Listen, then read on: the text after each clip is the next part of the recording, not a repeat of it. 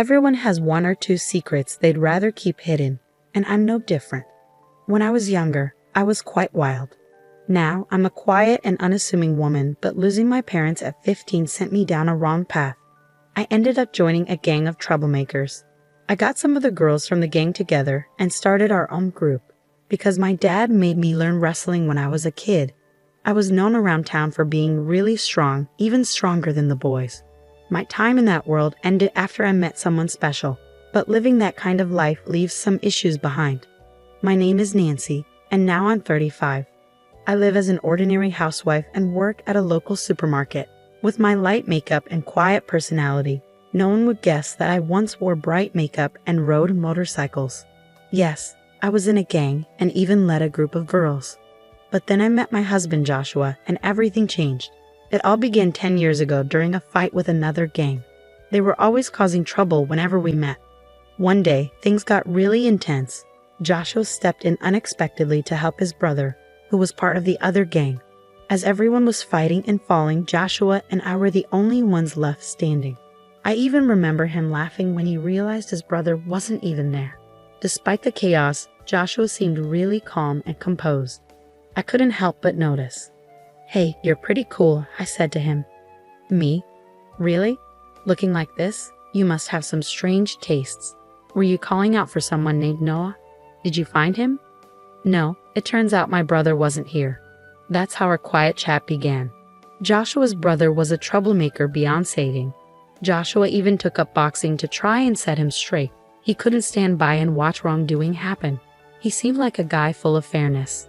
As we talked more, we got closer. We started seeing each other more often, and it was clear we liked each other. But Joshua didn't like troublemakers back then. Even though we liked each other, my past in the gang held us back. Eventually, Joshua said he'd only be with me if I left the gang for good. Tired of all the pointless fights, I decided to leave the group.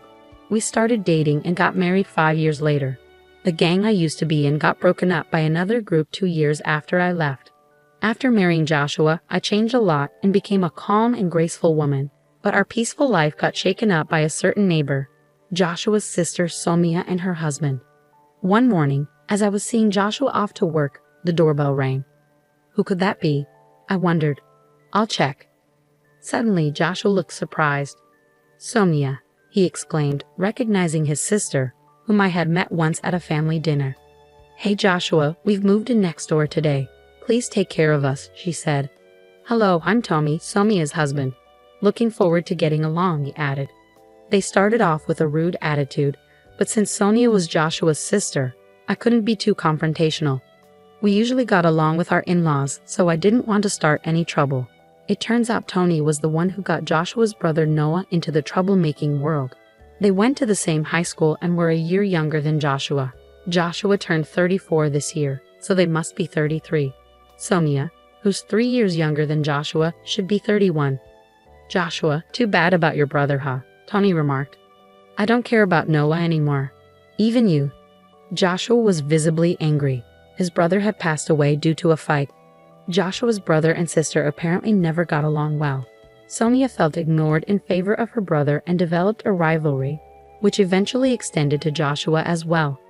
Joshua once mentioned how tough it was to deal with his sister, preferring to focus only on his brother. Unlike me, Sonia was also in a delinquent group before. Unlike her, Noah was forced into it by Tony.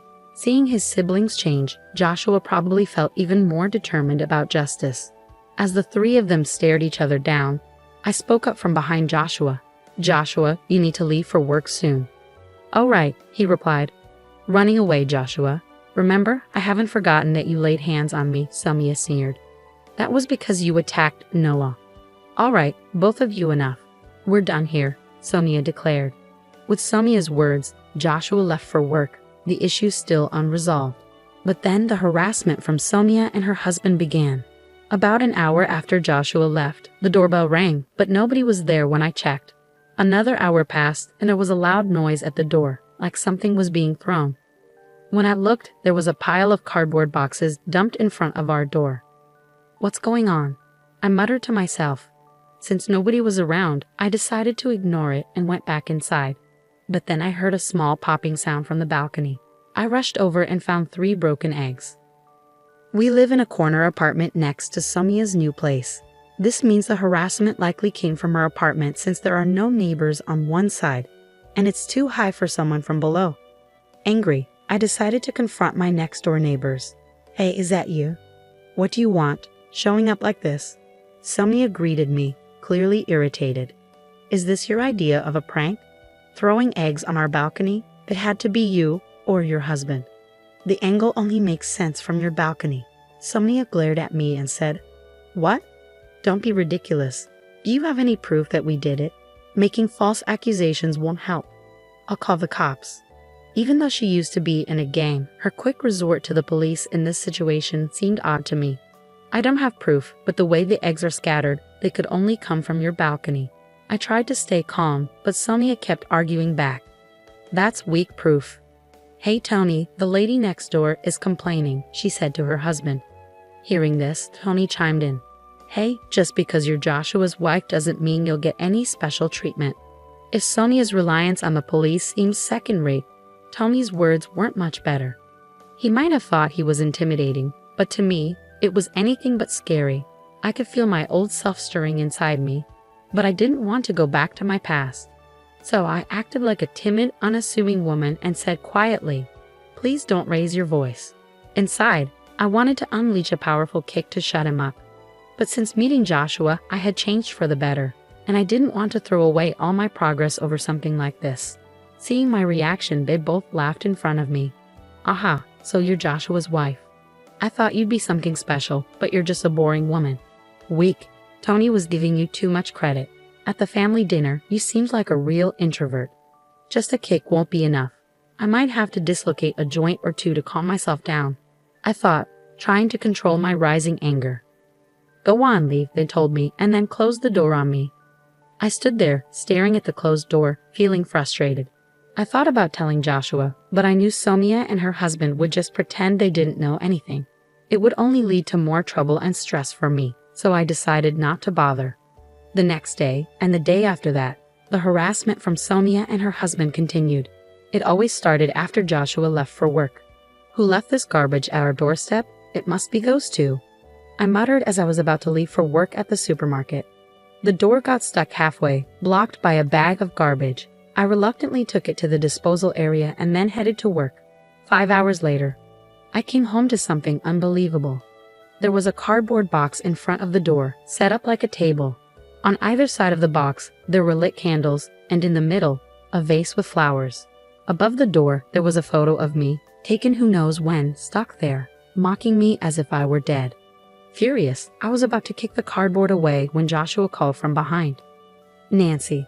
Startled, I turned around to find Joshua, who had come home from work. "You're an hour early." "I got off work early today. What's all this?" Joshua was also surprised at the sight in front of the door. We quickly cleaned up the cardboard and candles from the shared hallway and went inside. There, I told Joshua everything that had happened. "So it's likely Somia and her husband, but we don't have any proof. Even if we confront them, they'll just deny it," I said. After a moment of thought, Joshua had an idea.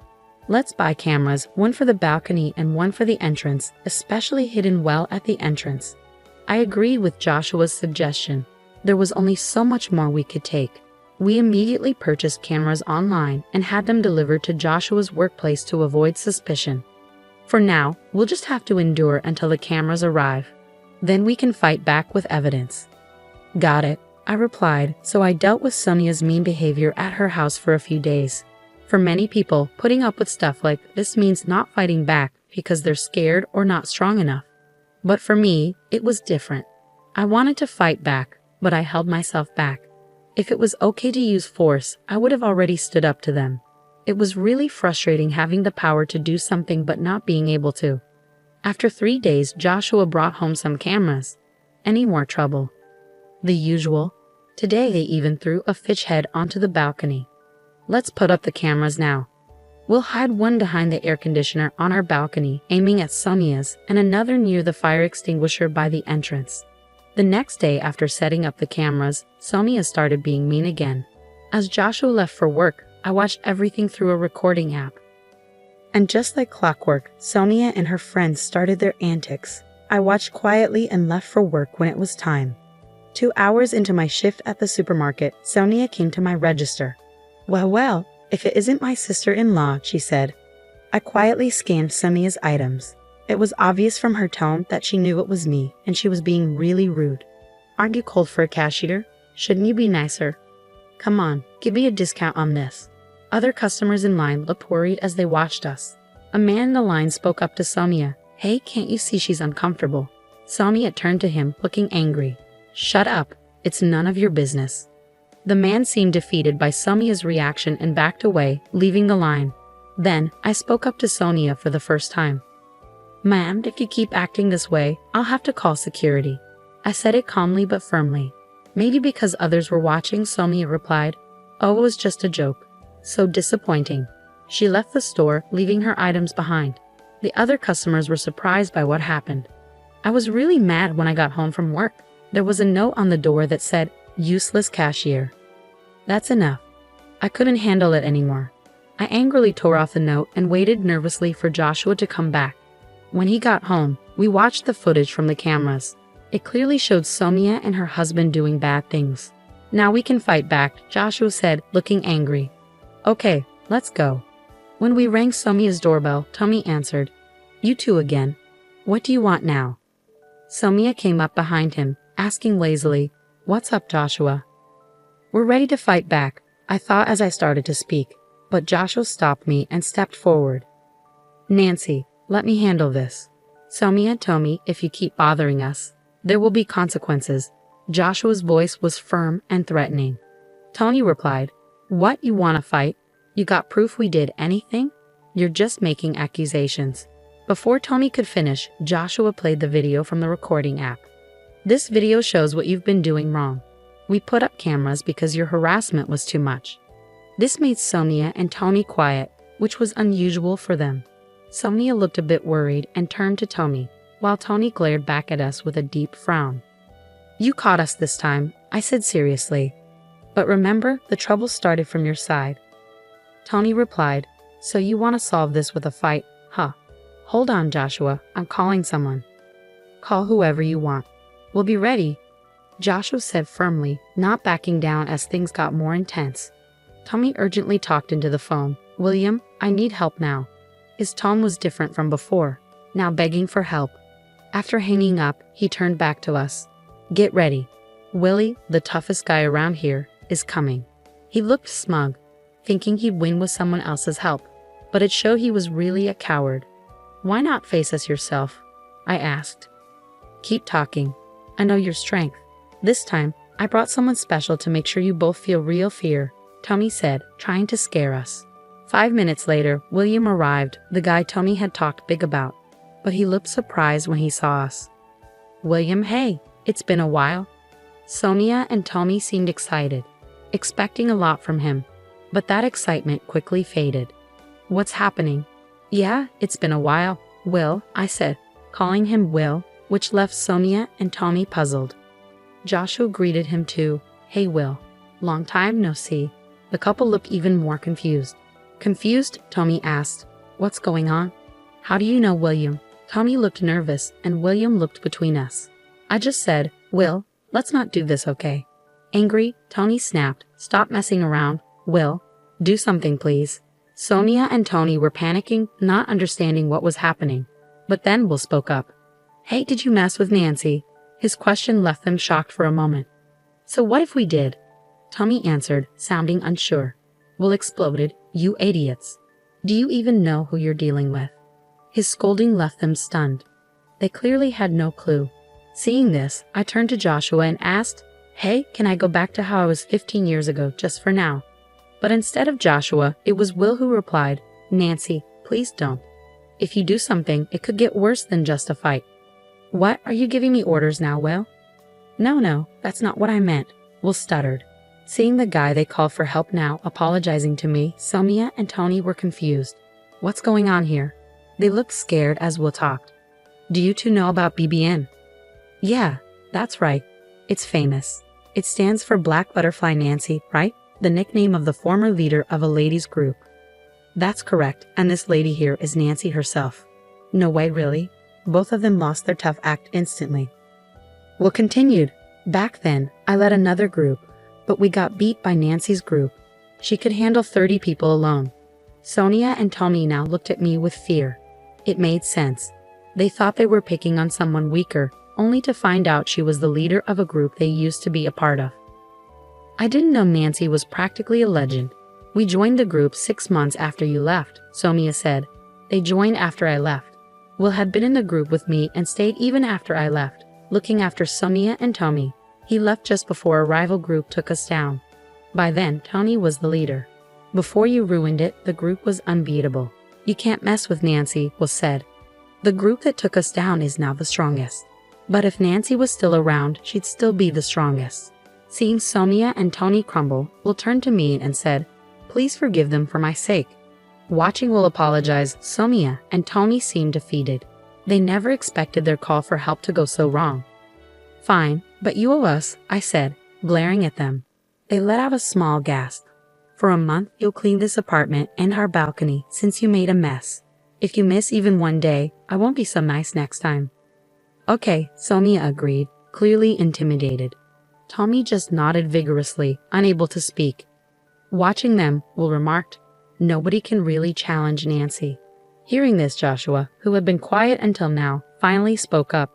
"But I don't like troublemakers. If Nancy hadn't changed, I wouldn't be here." He said it softly, and I looked up at him. "Don't worry, I won't let that side of me out again." At this, Will burst into laughter, and we all ended up laughing together. Will and Joshua knew each other because we met after I left the group. We ran into Will while on a date and ended up having tea together. "Now that's settled. Why don't you join us for dinner, Will?" The three of us left Sonia and Tommy slumped by the entrance and went to our apartment. Before going inside, Joshua added, "Sonia, you're my sister, so I'll let it go this time. But there won't be a next time." Watching him, I wondered if he too had that same fighting spirit as us. From that day on, Sonia and her husband stopped bothering us. They kept their promise and cleaned our balcony and the shared areas of the apartment. Even though they were just troublemakers doing chores, other residents stopped paying them much attention after a while. After a month, Sonia and her husband left without a word. Even Joshua, their family, didn't know where they went. Maybe they felt uncomfortable staying there. We didn't bother looking for them further and thought they made a wise decision. Finally, we had our peaceful life back. Neighborhood problems are common, but I never thought I'd be so involved. At least it ended well. I have a past I'd rather not talk about. Joshua has kept it secret all this time. I'm not ashamed of everything in my past, but I've learned from my mistakes. I just want to cherish my life with Joshua now, and I hope to never show my true self to anyone again. That's all I'm thinking about now.